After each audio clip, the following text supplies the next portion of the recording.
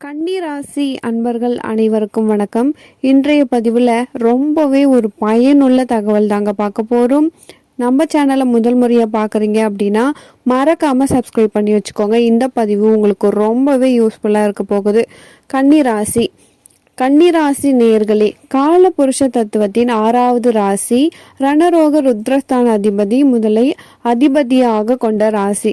அப்போ இங்க சுக்கிரன் எங்கனமோ நீச்சமாகறதாலேயே ஆசைப்பட்ட எந்த ஒரு விஷயமும் நடக்காது. எல்லா இடத்துலையுமே ஏமாற்றம், எல்லா இடத்துலையுமே மனசுல ஒரு வலி, ஒரு வேதனை.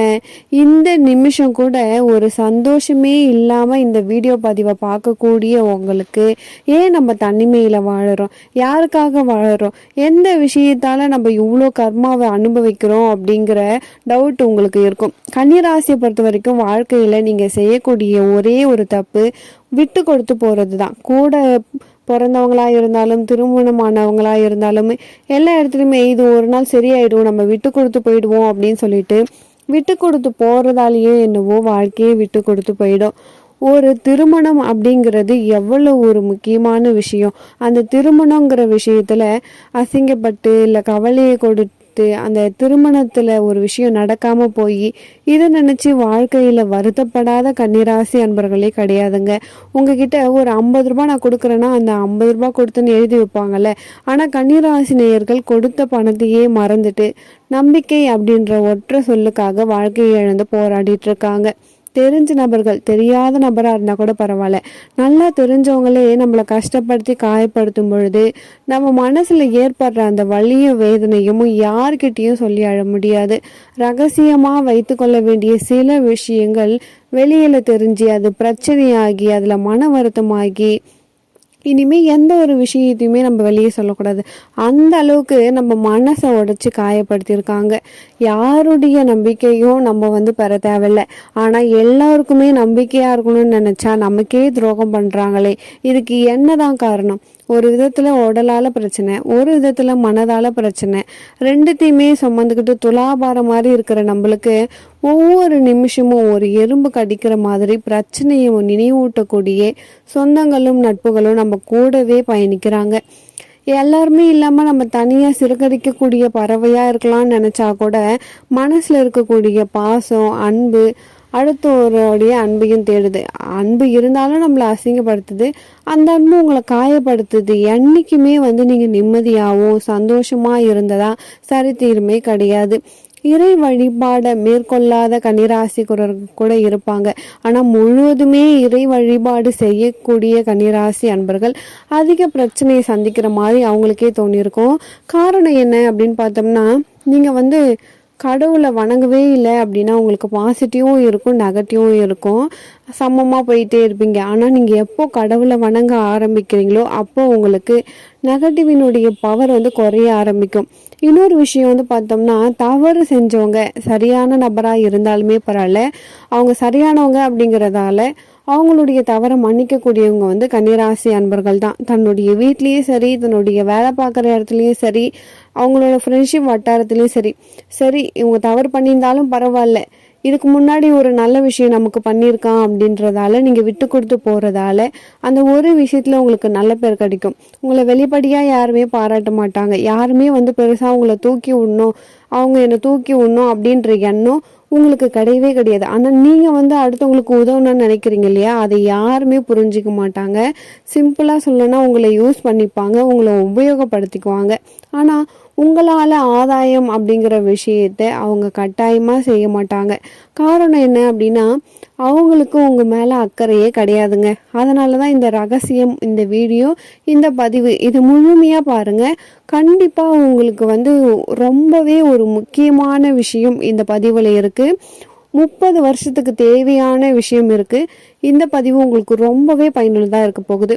முக்கியமான ஒரு விஷயம், கன்னிராசி அன்பர்களே, இது நாள் வரைக்கும் எப்படி இருந்தீங்களோ, இதுக்கு முன்னாடி இப்போ யாருக்காகவும் உங்களுடைய லட்சியத்தையும் குறிக்கோளையும் மாற்றிக்க மாட்டீங்க. எதுலேயுமே ஒரு சுயநலமே கிடையாது. இப்போ நான் ஒரு 10 நிமிஷம் நான் உழைக்கிறேன், ஏதாச்சும் பலன் கிடைக்குமா, நாளைக்கு ஒரு 10 நிமிஷம் நான் உழைக்கிறேன், ஏதாச்சும் பலன் கிடைக்குமா அப்படிங்கிற யோசனையை வச்சுக்கவே வச்சுக்காதீங்க. முழுவதுமாக நீங்கள் உழைங்க, உங்களுக்கான பலன் கண்டிப்பாக கிடைக்கும். உங்களை யாராலையும் எந்த இடத்துலையும் உங்களுடைய உழைப்பை ஏமாற்றவே முடியாது. கன்னிராசி அன்பர்கள்கிட்ட பெண்கள்கிட்ட இருக்க கோவம் வந்து பார்த்திங்கன்னா ரொம்பவே நியாயமானதாக இருக்கும். ஒரு கன்னிராசியில் இருக்க ஒரு பெண் கோவப்படுறா அப்படின்னா அது கண்ணகிக்கு ஈக்குவலான கோவமாக இருக்கும். அவ்வளோ ஒரு நியாயமான ஒரு தீர்க்கமாக பேசுவாங்க. ஏன்னா மனசில் எதையுமே வச்சு கொள்ளாமல் புதனுடைய அஸ்திரத்தை உடையவங்க. வாக்கு அப்படிங்கிற அஸ்திரத்தை யூஸ் பண்ணும்பொழுது உண்மை அப்படிங்கிற தன்மை மட்டும்தான் வெளிப்படும். யாரையும் வந்து பழி சொல்லோ தீங்கு சொல்லோ பேசவே மாட்டாங்க. இப்போ கன்னிராசி அன்பர்கள் ஒரு விஷயத்த தொடுறாங்க அப்படின்னா அந்த விஷயம் ஜெயமாகும்.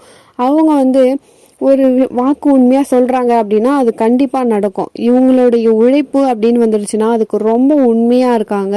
ஒரு ஆஃபீஸில் வந்து ஒரு கன்னிராசிக்காரங்க இருக்காங்க அப்படின்னா அதை நம்ம பார்த்துக்கணும்னு அவசியமே கிடையாது. அவங்களே அந்த ஆஃபீஸை ரொம்பவே நல்லா பார்த்துப்பாங்க. ஒரு முதலாளி இருந்து எந்த அளவுக்கு உண்மையாக அந்த ஆஃபீஸ் நடக்கணுமோ அந்த அளவுக்கு அவங்களே அதை பார்த்துக்கக்கூடிய உண்மையும் விசுவாசமும் தன்னம்பிக்கையும் உடையவங்க இந்த கன்னிராசி அன்பர்கள்.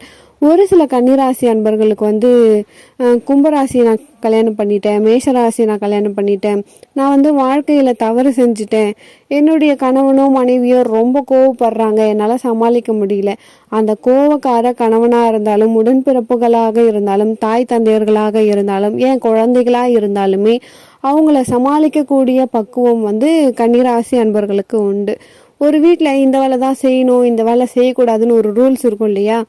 அந்த ரூல்ஸை உடைச்சி நான் எந்த வேலை வேணால் செய்வேன் அப்படிங்கிற ஒரு நட்பு வந்து இந்த கன்னிராசி அன்பர்களுக்கு இருக்கும். கன்னிராசி அன்பர்களை பொறுத்த வரைக்கும் அந்த குடும்பத்தில் மகாலட்சுமி அப்படின்னே கூட சொல்லலாம். திடீர் அதிர்ஷ்டம், திடீர் யோகம் ஏற்படுத்தக்கூடிய அமைப்பு இந்த கன்னிராசிக்கு உண்டுங்க.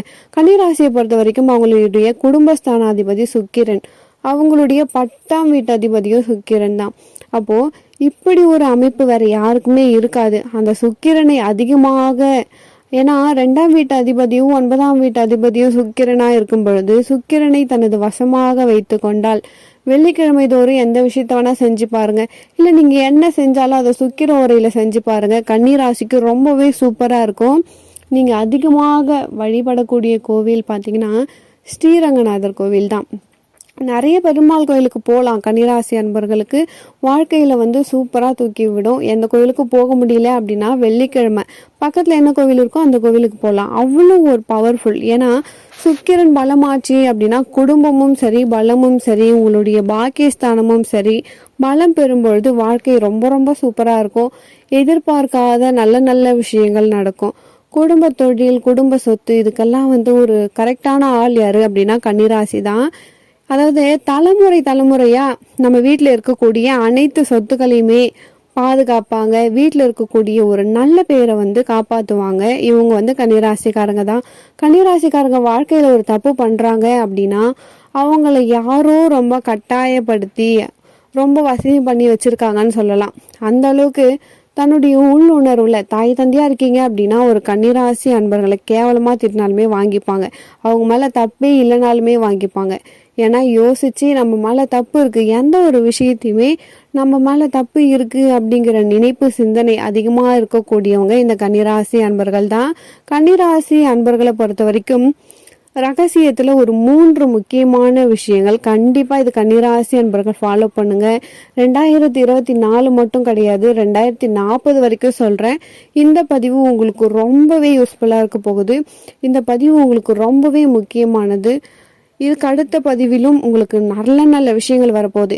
இதில் 3 விஷயத்தில் முதல் விஷயம், என்றைக்குமே வந்து அடுத்தவங்க வந்து நம்மளை தூக்கி விடணும், அடுத்தவங்க வந்து நம்மளுக்கு உதவி செய்யணும், அடுத்தவங்களுடைய அன்பு நம்மளுக்கு தேவை அப்படின்னு சொல்லிட்டு ஏங்காதீங்க. அது லைஃப் ஃபுல்லாக 50% தான் கிடைக்கும், 100% உங்கள் வாழ்க்கையில் கிடைக்கவே கிடையாது. ஸோ உங்களை நீங்கள் தான் பார்த்துக்கணும். உங்களால் மட்டும்தான் உங்களால் மேலே வர முடியும். நீங்கள் வந்து மற்றவங்களை தூக்கி விடக்கூடிய தன்மை இருக்குது. அடுத்தவங்க வந்து எனக்கு ஹெல்ப் பண்ணல, நான் வந்து உண்மையாக இருக்கேன், எனக்கு யாரும் இல்லை அப்படிங்கிற வருத்தத்தையும் வேதனையும் விட்டுட்டு வாழ்க்கையை முன்னேற்ற பாதையில் கொண்டு செல்ல முயற்சி செய்யுங்க. 2வது, உங்களுடைய எந்த ஒரு விஷயத்தையுமே அடுத்தவங்க கிட்ட ஷேர் பண்ணாதீங்க. நீங்கள் வந்து ஒரு குடும்பம் சம்மந்தப்பட்ட விஷயம், அதே மாதிரி உங்களுடைய பர்சனல் விஷயத்தை யார்கிட்டயும் சொல்லாதீங்க. அப்படி நீங்க சொல்ற விஷயம் கண்டிப்பா உங்களுக்கு தடை தாமதத்தை ஏற்படுத்தும். ஒரு விஷயம் வெற்றி பெற வரைக்கும் அதை வெளியில சொல்லாதீங்க கன்னிராசி அன்பர்களே. கண்டிப்பா அது என்ன செய்யும் அப்படின்னா இன்னுமே தேவையில்லாத சில தடைகளை உருவாக்கும்.